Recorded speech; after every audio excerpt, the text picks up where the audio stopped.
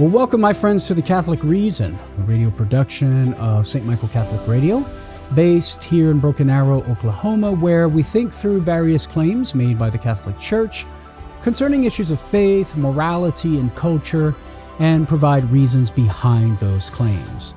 I'm Dr. Karlo Broussard, staff apologist and speaker for Catholic Answers at Catholic.com, and a member of the Chancery Evangelization team here at the Diocese of Tulsa in eastern Oklahoma. The Catholic Reason airs locally here in Tulsa every Thursday from 4 to 5 p.m., 94.9 and 102.9 St. Michael Catholic Radio.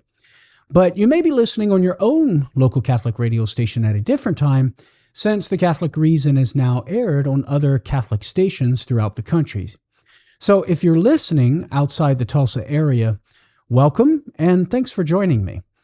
Note that you can download the show through whichever podcast platform that you use by subscribing to the Eastern Oklahoma Catholic Podcast. That's the Eastern Oklahoma Catholic Podcast. You can also access the archived episodes at karlobroussard.com under the audio tab. In today's episode, we're going to look at challenges to the early papacy. The claim that the Pope is the universal shepherd of the Church rests upon the historical claim that the Bishop of Rome succeeded Peter in that bishopric.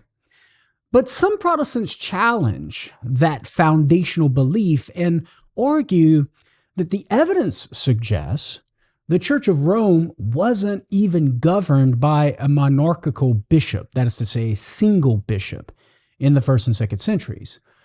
And given that there wasn't a single bishop of Rome in the early church, well then the Catholic claim about the papacy must not be true. Now, there are a few reasons why Protestants think this, and we're going to look at two of those reasons in today's episode. So let's consider the first. We're just going to dive right in here. The letter of Clement to the Church of Corinth, which dates to the latter part of the 1st century, is often appealed to as evidence that the Church of Rome, and by way of implication, the Bishop of Rome, had a posture of leadership relative to the other churches within the Christian world, since the letter is sent to the Church of Corinth to settle certain disputes they were having in response to the Church of Corinth's request for the Church of Rome to intervene. But some Protestants argue that the letter doesn't speak in the first person singular, which is what we'd expect if the letter was being issued by Clement, the Bishop of Rome, which history tells us was who was the third successor to St. Peter as the Bishop of Rome, or the fourth Bishop of Rome, the fourth Pope. Rather, so it's argued, the letter uses the first person plural we. For example, the letter states this: "Owing, dear brethren, to the sudden and successive calamitous events which have happened to ourselves, we feel that we have been somewhat tardy in turning our attention to the points respecting which you consulted us."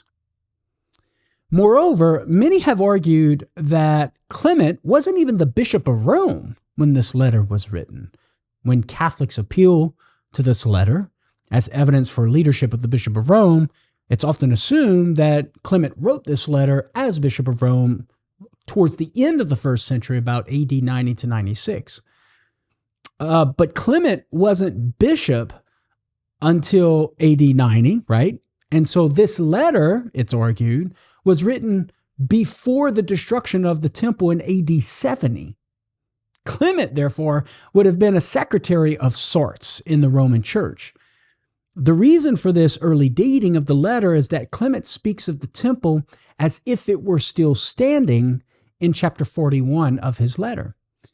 For some Christians, these two details indicate the early Church of Rome wasn't governed by a single bishop, like the papacy would demand, but rather was governed by a council of presbyters or priests. So again, you take into the consideration that this letter was probably written, so you take into consideration the letter speaks in the first person plural we, and that the letter was written prior to the destruction of Jerusalem in AD 70, when Clement wasn't even Bishop of Rome, that would seem to indicate that there's no single Bishop of Rome at the time this letter was written, and that the Church of Rome was governed by a council of presbyters. Now, there are two approaches that we can take here. One is negative, and the other is positive. So let's start with the negative approach first. The use of we, the first person plural, doesn't prove the letter is issued by a council of elders or presbyters and not a single bishop, right? So again, it's a sort of a negative approach. We're trying to show that you can't conclude council of elders and no single bishop based on the premise the letter speaks in first person plural we. Okay, that's basically our claim here. Notice the objection assumes that a council of presbyters is the only explanation of the use of we. So the line of reasoning is, if the use of we, then council of presbyters. But that's not necessarily true, right? As I already mentioned, some scholars believe that Clement wrote this letter during the time when he was merely a presbyter in the Church of Rome and writes it as a secretary.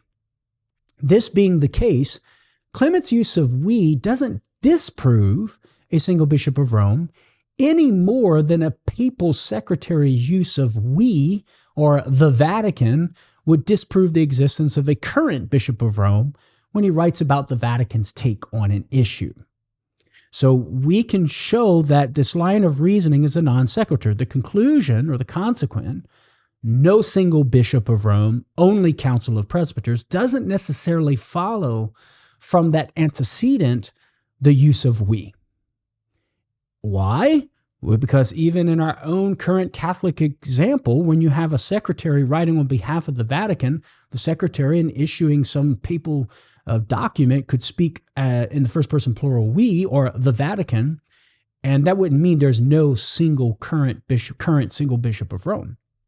Secondly, there are several examples in the Bible and in magisterial teaching where the first person plural we is used, and it doesn't entail a group of individuals issuing an authoritative decree, doesn't exclude having a single authoritative figure.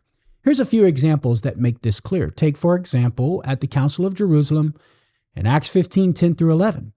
Peter uses the plural we, the first person plural we, when he settles the theological dispute over whether circumcision is necessary to be a Christian. He states, "Now, therefore, why do you make trial of God by putting a yoke upon the neck of the disciples, which neither our fathers nor we have been able to bear? But we believe," notice, we believe, "that we shall be saved through the grace of the Lord Jesus Christ, just as they will." The use of we here doesn't mean the definitive declaration is being given by the council of elders and apostles. Rather, it's Peter who's giving the declaration, and he's speaking on behalf of the church as a representative of the church as a whole. Not necessarily the 12 apostles, but the church as a whole, because that was the issue of debate. Luke makes that very clear. The issue that's being debated is whether the Gentiles need to be circumcised to be saved. And Peter declares no, and he speaks in the first person plural we. Paul used the plural we, first person plural we, when addressing the Corinthians in 1 Corinthians 1:23 and 2 Corinthians 1:24. Yet, this doesn't nullify his unique authority as an apostle over the Corinthians. Even Pope Pius XII uses we when he defines Mary's bodily assumption in Munificentissimus Deus.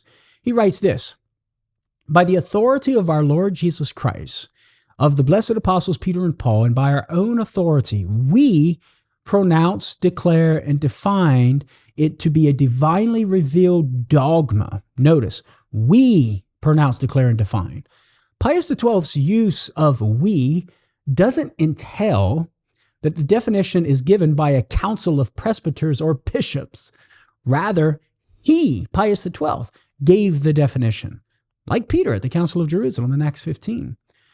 Therefore, just because the letter to the Church of Corinth uses the first person plural we, that doesn't mean there was no single bishop, and that the Church of Rome was only being governed by a council of presbyters. So I do not think the first person plural, the use of the first person plural we, is a good reason to reject the idea that there was a single bishop governing the Church of Rome in the first century. So that's a negative approach, right? Just simply trying to show that it's a non sequitur, to conclude that there is no single bishop and is governed by a council of presbyters because the use of we. As I said, a secretary, even currently, can speak on behalf of the Pope, writing a document speaking of we and the Vatican, and that wouldn't mean there's no current single bishop. And then we actually have examples, both in the Bible and in magisterial teaching, where that first person plural we is used, and it doesn't entail that there's no single authoritative figure issuing the decree. The we, the first person plural, can be used to represent the whole, even though it's being issued by a single authoritative figure. And similarly, when we come to Clement's letter to the Church of Corinth, whether we date it in before AD 70, when Clement's a secretary, or later in the first century, when Clement's the Bishop of Rome, the use of we would not entail there's no single bishop. Now, as I mentioned, there's also a positive approach that we could take, or you might call it an offensive approach, and we're going to get to that on the other side of the break. Stay tuned. You're listening to The Catholic Reason. I'm Dr. Karlo Broussard. Well, welcome back, my friends, to The Catholic Reason, a radio production of St. Michael Catholic Radio based in Broken Arrow, Oklahoma. I'm Dr. Karlo Broussard, staff apologist at Catholic Answers and a member of the Chancery Evangelization team here at the Diocese of Tulsa in eastern Oklahoma. Today, we're looking at challenges to the early papacy. And so far, we dove right into looking at a challenge from the use of the first person plural we in Clement's letter to the Church of Corinth. Some would argue that since the first person plural we is being used, that shows that there was no single bishop of Rome governing the Church of Rome in the first century. And we responded to that claim with a negative approach, just trying to show that the conclusion, no single bishop of Rome and is being governed by a council of presbyters, doesn't necessarily follow from the premise that the first person plural we is being used in the letter. And we spoke about how even currently in magisterial procedures, you can have a secretary of the Pope writing a letter on behalf of the Pope, speaking of and speaking with the first person plural we or the Vatican, and that wouldn't entail that there's currently no single bishop of Rome. And then secondly, we gave evidence from both Scripture and in magisterial teaching where the first person plural we is used, and there is a single authoritative figure issuing the teaching or the declaration. We looked at Peter in Acts 15 at the Council of Jerusalem. We believe, but yet it's he who's taking the initiative to declare circumcision doesn't save, grace through faith saves. And then even Pope Pius XII in his definition of the bodily assumption, we pronounce, declare, and define. That doesn't mean there's no single bishop of Rome, right? He's speaking on behalf of the church, but yet he is the one issuing the definition. And so I do not think that the use of the first person plural we in Clement's letter to the Church of Corinth is a good reason to reject the idea that there was a single bishop of Rome in the first century and conclude that it's only governed by a council of presbyters. Now, before the break, I mentioned that there's also a positive approach that we can take in response to this challenge to the early papacy, and that involves providing positive arguments that the Church of Rome would have been governed by a single bishop in the first century. So the dialectic would be, the challenge is, the letter uses we, so therefore no single bishop. We respond and say, no, that's a non sequitur. Just because we is used, that doesn't mean no single bishop. But then the question arises, well, is there any evidence or any arguments that we could put forward in a positive way to establish the claim that there would be a single bishop of Rome in the first century, during the time when Clement's letter is issued to the Church of Corinth, even if it's before AD 70. Well, one argument would be from early source attestation. Some early sources attest to a succession of bishops in the bishopric of Rome from St. Peter on, and such attestation is never contested in the early church. So consider Irenaeus' account in his work against heresies, where he writes, and this would be, let's see if I have the citation here. This would be Book 3, Chapter 3. So here's what Irenaeus says. The blessed apostles then, having founded and built up the church, committed into the hands of Linus the office of the episcopate. Of this Linus, Paul makes mention in the epistles to Timothy. To him succeeded Anacletus, and after him in the third place from the apostles, Clement was allotted the bishopric. That's the Clement to whom the letter to the Church of Corinth is attributed. This man, as he had seen the blessed apostles and had been conversant with them, might be said to have the preaching of the apostles still echoing in his ears and the traditions before his eyes.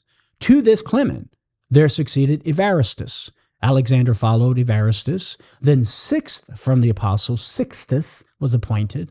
After him Telephorus, who was gloriously martyred. Then Hyginus. After him Pius. Then after him Anicetus. Soter, having succeeded Anicetus. Eleutherius does now in the 12th place, Irenaeus says, from the apostles hold the inheritance of the episcopate. Hegesippus, who writes anywhere from AD 150 to 180, is another early father who speaks about the succession of the bishops in Rome.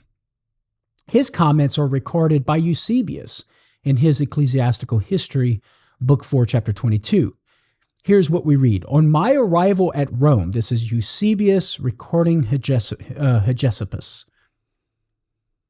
He writes this, on my arrival at Rome, I drew up a list of the succession of bishops down to Anicetus, whose deacon was Eleutherus.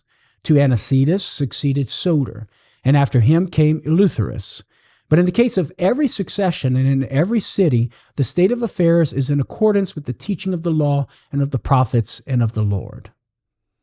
Given this evidence, a Protestant can't claim that the early Church of Rome was governed by a council of presbyters without saying that Irenaeus and Hegesippus and Eusebius were either factually wrong or made up this idea of succession of bishops in the Church of Rome, both of which seems quite implausible. Now, a Protestant may just dig his feet in and hold to the claim that these early sources were just plain wrong. If that's the case, well then we can challenge that claim by pointing out a potential double standard. This argument is made by Catholic apologist Swan Sona in his interview with Trent Horn in the episode of Horn's podcast entitled, Did the Early Church Have Popes? With Swan Sona. And if I'm mispronouncing Swan's name, I apologize. Consider that most Protestants acknowledge, on account of the unanimous view of the Fathers, that the Clement to whom the letter is attributed is the same Clement that Paul speaks of in Philippians chapter 4, verse 3. For example, Irenaeus speaks of Clement as one who had seen the blessed apostles, had been conversant with them, and might be said to have the preaching of the apostles still echoing in his ears and their traditions before his eyes. So that's Irenaeus testifying to this Clement being the one that Paul knew. Origen also affirms that Clement was a disciple of the apostles in his first principles, 2.3.6. So I think that would be Book 2, Chapter 3. Eusebius, in his Ecclesiastical History, Book 3, Chapter 4, makes explicit that Clement is the one spoken of in Philippians 4:3. He writes this, as to the rest of his followers, Paul testifies that Crescens was sent to Gaul, but Linus, whom he mentions in the second epistle to Timothy, and his companion at Rome, was Peter's successor in the episcopate of the church there, as has already been shown. Clement also, who was appointed third bishop of the church at Rome, was, as Paul testifies, his co-laborer and fellow soldier. So notice there Eusebius affirming the succession of St. Peter in the bishopric of Rome right there in the first century. But here, to our purposes, he's affirming that Clement is the one that is spoken of by Paul in Philippians 4:3. Now, if a Protestant accepts Irenaeus' testimony about Clement, well then why would he deny Irenaeus' testimony about the succession of the bishops in the Church of Rome, or Eusebius' testimony there that I just read about the succession of the bishops in Rome in the first century? To simply assert he's wrong without evidence, that is, if to assert Irenaeus is wrong without evidence, and at the same time say he's right when it comes to Clement being the one that Paul speaks of in Philippians 4, is just special pleading. Using Irenaeus as a legitimate testimony when it comes to who Clement is, but in this special case of the succession of the bishops, without reason, not using Irenaeus as a legitimate testimony, that would be special pleading. Now, another argument for there being a single bishop of Rome in the first century. So our first argument was early source attestation. Irenaeus, Hegesippus, and then Eusebius as well. So we have multiple early source attestation. Now, another argument for there being a single bishop of Rome in the first century is that it's highly improbable for there to be such a drastic change of church government without any sort of criticism. Consider that by the time of Ignatius of Antioch, whose letters date to about AD 107, part and parcel of Christian belief is that a bishop is necessary to even have a church. Here's what Ignatius writes in chapter 3 of his letter to the Trellians. In like manner, let all reverence the deacons as an appointment of Jesus Christ, and the bishop as Jesus Christ, who is the Son of the Father, and the presbyters as the Sanhedrin of God and assembly of the apostles. Apart from these, there is no church. Notice, apart from the bishop, the presbyters, and the deacons, there is no church. For Ignatius, this belief concerning the relation between a bishop and the church doesn't seem to be a novelty, which means the belief itself would date prior to the end of the first century, within the last decade, 90 to 100. So if this belief wasn't present at the time of Clement's letter, circa AD 70, before the destruction of the Jerusalem, and there wasn't a single bishop of Rome giving legitimacy to the Church of Rome, well then we'd have a major addition or an accretion to Christian theology, merely 20 years or so after Clement's letter. Now, this isn't impossible, but is highly improbable. And here's the reason why. Clement's letter was written to the Corinthian church in the first place because of sedition against the Corinth presbyters. Whenever the Christian understanding of proper church government is threatened, it becomes public and it's dealt with. And we see reference of this in Jude 1:11 and the rebellion of Korah. I'm going to come back to this on the other side of the break. I have to hit the pause button. Friends, don't go anywhere. You're listening to The Catholic Reason. Talk to you on the other side of the break. Well, welcome back, my friends, to The Catholic Reason. If you're just joining me, I'm Dr. Karlo Broussard, staff apologist and speaker for Catholic Answers at Catholic.com and a member of the Chancery Evangelization team at the Diocese of Tulsa and Eastern Oklahoma. In today's episode, we're looking at challenges to the early papacy. And so far in today's episode, we've been looking at one particular challenge that appeals to Clement's letter to the Church of Corinth, which some scholars date to before the destruction of Jerusalem, about AD 69 to 70, because there's evidence in the letter that seems to suggest the temple is still standing. And there's two things to consider there. There's the use of the first person plural, we, and that it's being written when Clement was only a secretary of sorts and not the Bishop of Rome. And for some, that's evidence that there was no single Bishop of Rome in the first century Church of Rome. And so therefore, we don't have the Catholic argument that the papacy was present there in the first century falls apart, because in order for that to be, you need a single Bishop of Rome. Now, we've provided a negative approach to that challenge, showing that it's a non sequitur. Just because you have the first person plural we being used, it doesn't necessarily follow that there's no single bishop of Rome.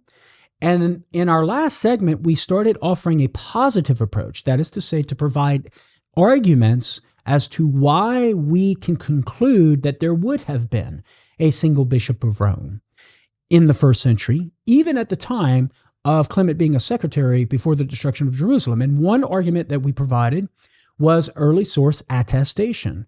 Irenaeus attests to a succession of bishops in the bishopric of Rome. Hegesippus attests to an early succession of the bishops in Rome. And of course, Eusebius does as well. And we provided that evidence. Now, another argument that we began to look at before the end of our last segment, and we came up on that break, was that Ignatius of Antioch teaches right at the turn of the 2nd century that a bishop is necessary for there to be a church.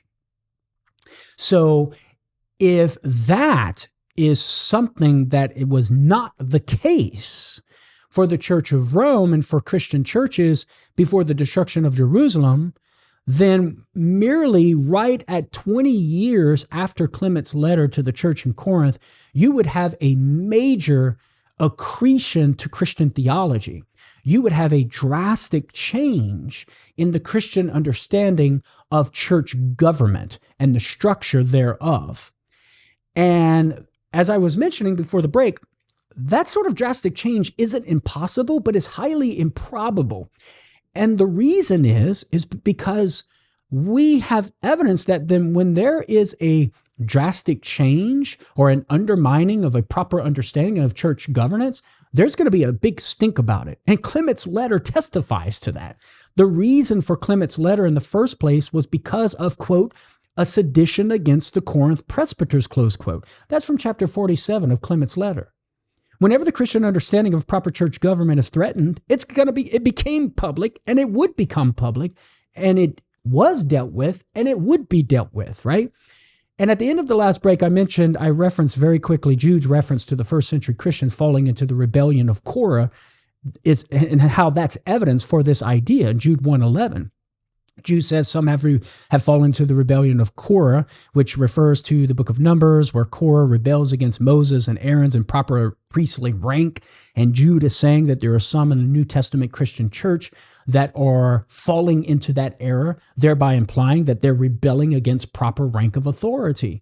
So whenever there's an undermining of proper authority, there's going to be somebody's going to say something about it. So if Ignatius's theology of the bishop, and the bishop being necessary for there to be a church, and the bishop's relation to the church, if that were a novelty conflicting with the ancient Christian belief, someone would have made a stink about it. But there's nothing of the sort. And for this reason, it's highly improbable that Ignatius's theology of the bishop and his relation to the church is an accretion to Christian theology. It's more reasonable to think that it's part and parcel of the Christian tradition. And if that's so, then we have reason to think that a bishop would have been governing the Church of Rome at the time of Clement's letter, even before the destruction of Jerusalem. Accord with what Irenaeus says and Eusebius says that Linus would have been the bishop at that time, the Bishop of Rome. And so that completes our response to the first challenge by the appeal to the use of we in Clement's letter to the Church of Corinth. A second challenge to the early papacy is that Ignatius doesn't mention a bishop of Rome in his letter to the Romans. Speaking of Ignatius, right? In his appearance on the Cameron Bertuzzi show, Capturing Christianity, Protestant apologist Jerry Walls puts the argument like this. He said, what's fascinating is in these 7 letters of Ignatius, there's like at least 40 references to the bishop. I mean, he's really obsessed, you might say, with episcopal power, with the bishop's authority and the like. But here's what's fascinating, Wall says. All of these 40 or so references to the bishop and the importance of his authority occur just in 6 of the letters. There's only one of them where you don't have a mention of a bishop. The letter written to Rome is the one where there's no bishop mentioned. Other churches, he mentions the bishop. But in Rome, where you supposedly have a bishop of Rome, bishop of bishops, he says, residing, he doesn't mention a bishop. Walls continues, I think the way he talks about the bishop in the other 6 letters is precisely what leads you to think if there were a bishop in Rome, especially a bishop as important as Roman Catholics say, he would certainly be mentioned. Now, the majority of my responses to Wall's challenge here are nothing new. I don't want to claim any sort of new responses here. I'm simply pulling from a variety of fellow Catholic apologists that I would recommend that you check out. So check out an episode of Trent Horn's podcast at Catholic.com entitled Answering the Strongest Argument Against Catholicism. Also, Horn interviewed Catholic YouTuber and apologist Swan Sona. I mentioned him earlier, and that's entitled Did the Early Church Have a Pope with Swan Sona? And finally, Horn interviewed Joe Heschmeyer, another colleague of mine at Catholic Answers, on the same topic, and the episode title was there a first century bishop of Rome? And Joe Heschmeyer also came out with an episode of his own podcast, Shameless Popery, where he deals with this issue as well, and you can check that out at Catholic.com. So I'm just kind of pulling from all what my colleagues and friends have said and trying to synthesize it for you, my listeners and my viewers. Now, so one response to Walls's challenge is that Walls's challenge from silence is arbitrarily selective. For example, Ignatius doesn't mention anything about presbyters or deacons in Rome. So the question becomes, must we conclude that there are no presbyters, deacons, or Christians in Rome? Well, Walls's logic would have us conclude yes. He said Ignatius doesn't mention the bishop of Rome, and so therefore there must not be a bishop of Rome. But Ignatius doesn't mention presbyters, deacons in Rome either. And so according to that logic, we would have to conclude there are no presbyters and deacons in the Church of Rome. But that's a conclusion that neither Walls nor any other Protestant would agree with, since they commonly argue that the Church of Rome was being governed not by a single bishop, but by a council of elders or presbyters there at the time of Clement's letter. And even in the beginning, at the time of Ignatius writing to the Church of Rome. So that Ignatius doesn't mention the Bishop of Rome in his letter to the Romans doesn't prove there is no Bishop of Rome. The lack of that mentioning doesn't give evidence that there's no Bishop of Rome. A second response is that we have reason to believe that Ignatius would have believed a Bishop of Rome to be present in Rome. So we can actually argue from Ignatius's other letters that he would have thought a Bishop of Rome was there. One line of evidence is what we've already seen. Ignatius clearly teaches in his letters that a bishop is necessary to even have a church. Remember his letter to the Trellians. Apart from these, deacons, bishop, and presbyters, there is no church. Now, Ignatius views the community in Rome to be a church, like those who are the subjects of his other letters. He makes this clear in the prologue of his letter to the Roman church. He writes, Ignatius, who is also called Theophorus, to the church which has obtained mercy, through the majesty of the Most High Father and Jesus Christ, his only begotten Son, the church, which is beloved and enlightened by the will of him that willeth all things which are according to the love of Jesus Christ our God, which also presides in the place of the region of the Romans. Notice, the church, which is beloved and enlightened by the will of him that is Jesus Christ. No commentary here is needed on this passage. It's clear. Ignatius believed the Church of Rome to be a church, like the other churches that he mentions in his other letters that require a bishop to make it a church. Since Ignatius believes a bishop is necessary to have a church, and he views the community of Christians in Rome to be a church, and a model one at that, it follows that Ignatius would have believed the Church of Rome to have a bishop, even though he doesn't mention the bishop. Another reason why we can reasonably think Ignatius would have believed a bishop to be present there in the Church of Rome is that he speaks of bishops being settled everywhere among the churches. Check out what he writes in his letter to the Ephesians in chapter 3. As also bishops settled everywhere to the utmost bounds of the earth are so by the will of Jesus Christ. Bishops settled everywhere to the utmost bounds of the earth by the will of Jesus Christ. Here, Ignatius says that the bishops are present in the churches everywhere. Wouldn't the Church of Rome be included in that category? I think it's reasonable to say yes. Why would there be bishops in all the churches throughout the bounds of the earth by the will of Jesus Christ, except for the Church of Rome? That just doesn't make sense. So given that Ignatius believes bishops are settled everywhere, we can reasonably conclude that he would have believed there to be a single bishop of Rome in the Church of Rome when he's writing that letter, along with his teaching that in order to have a church, which the Church of Rome is, you need a bishop. My friends, I'm coming up on our next break. Stay tuned. Talk to you on the other side. Well, welcome back to our last and final segment of today's episode of The Catholic Reason, a radio production of St. Michael Catholic Radio based here in Broken Arrow, Oklahoma.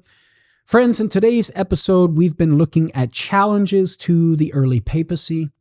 We looked at one challenge from Clement's letter to the Church of Corinth, where it uses the first person plural we. And for many, that is evidence that the Church of Rome in the first century, at the time the letter was written, which some scholars put before the destruction of the temple about AD 69 to 70, was not governed by a single bishop of Rome, but merely a council of presbyters. We gave reasons why that detail does not prove and is not reasonable evidence for the conclusion that it was not governed by a single bishop of Rome, but only a council of presbyters.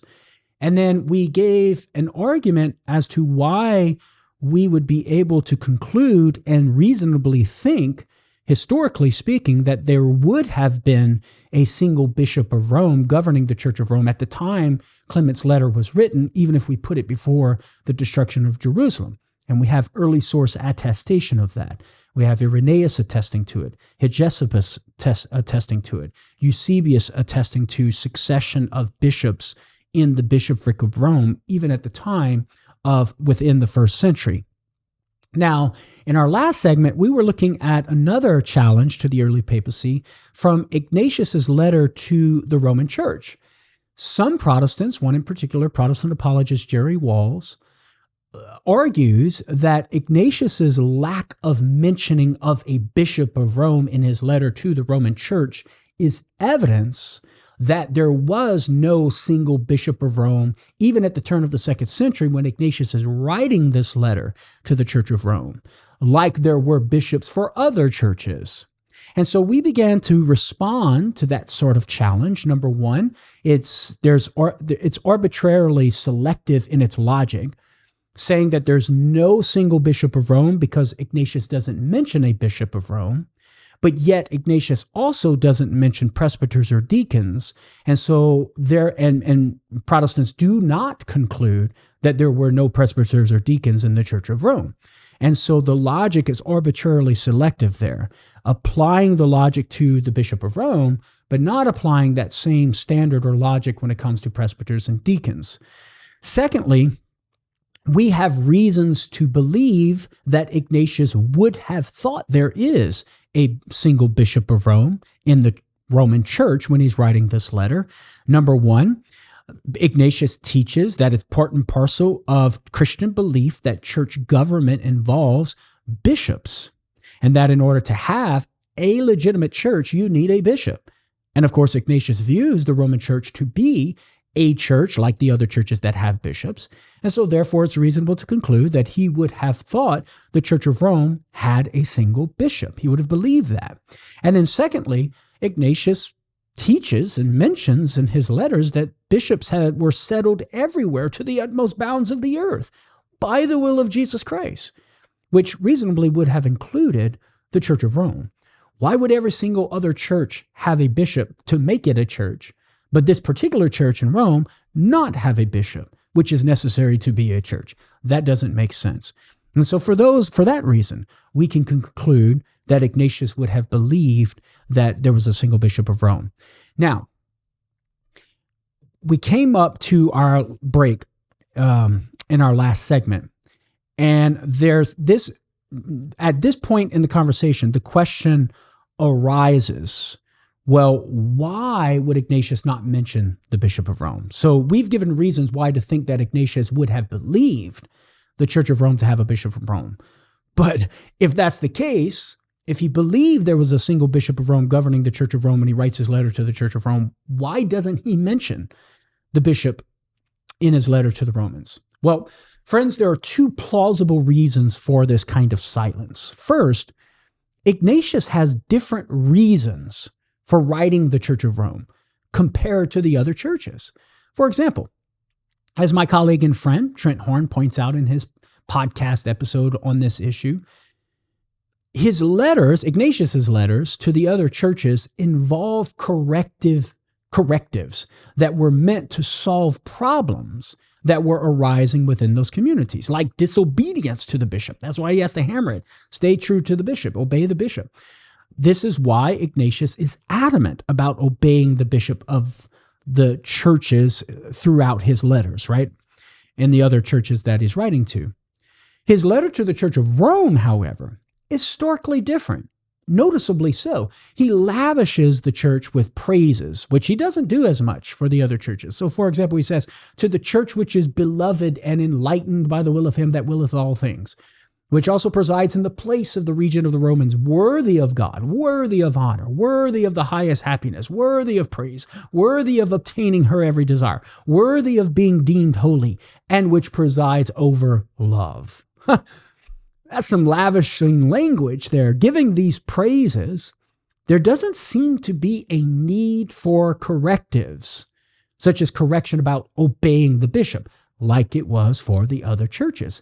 And if there's no need to offer correctives concerning obedience to the bishop in the Church of Rome, well, then it's reasonable Ignatius's letter to Rome would lack this sort of instruction about church authority.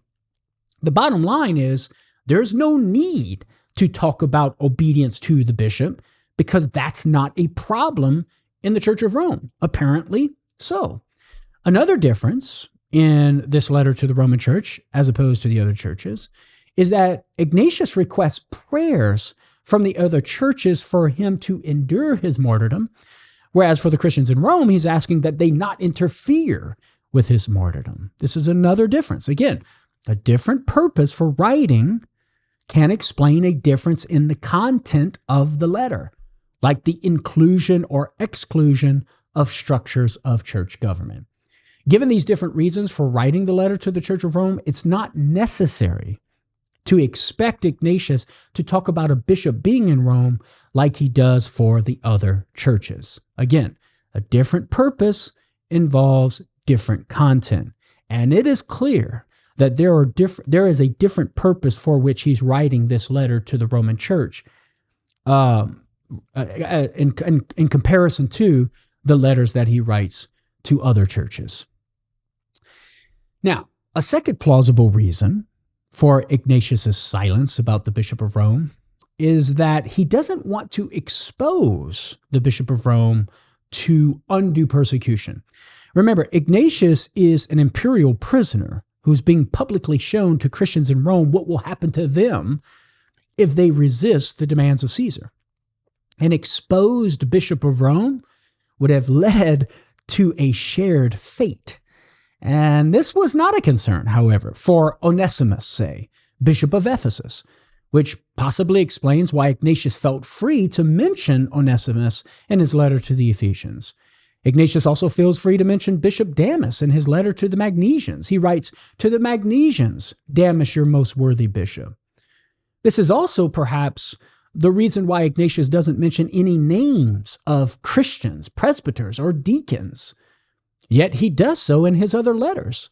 For example, in the previous mentioned letter to the Magnesians, Ignatius mentions the presbyters Bassus and Apollonius and the deacon Sodio. So we have plausible reasons here to explain Ignatius's lack of reference to the Bishop of Rome. And that in turn gives us reason not to think that Ignatius's lack of reference proves there was no Bishop of Rome in the early church.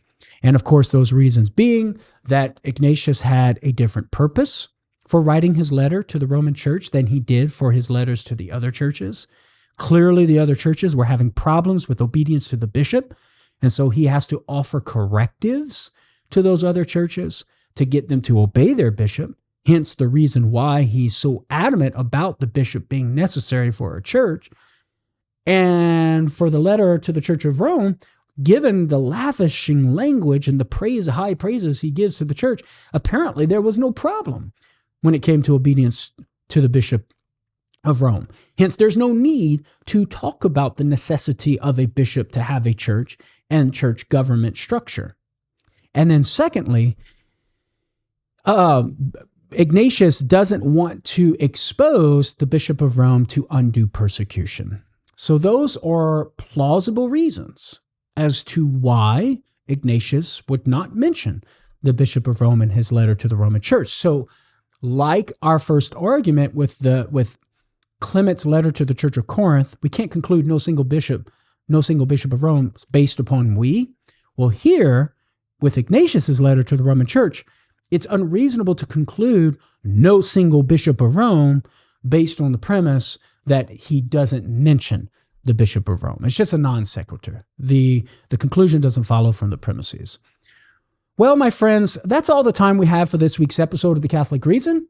My claim today was that the evidence that Protestants put forward to argue the early Church of Rome wasn't governed by a single bishop, a monarchical bishop, doesn't justify a rejection of the papacy existing in the early church.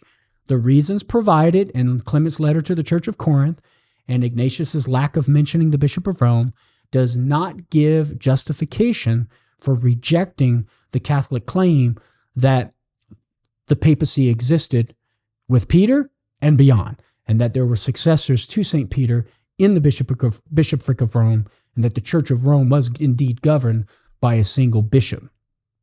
Thanks for listening to The Catholic Reason, a production of St. Michael Catholic Radio, based here in Broken Arrow, Oklahoma. Remember, you can download the show through whichever podcast platform that you use by subscribing to the Eastern Oklahoma Catholic Podcast. And remember, you can access the archived episodes also on my website at karlobroussard.com under the audio tab. Be sure to check out all my work there at my website. I invite you to join me again next week for The Catholic Reason as we continue to look at Catholic claims and the reasons behind them. Tell a friend. I'll talk to you then. God bless.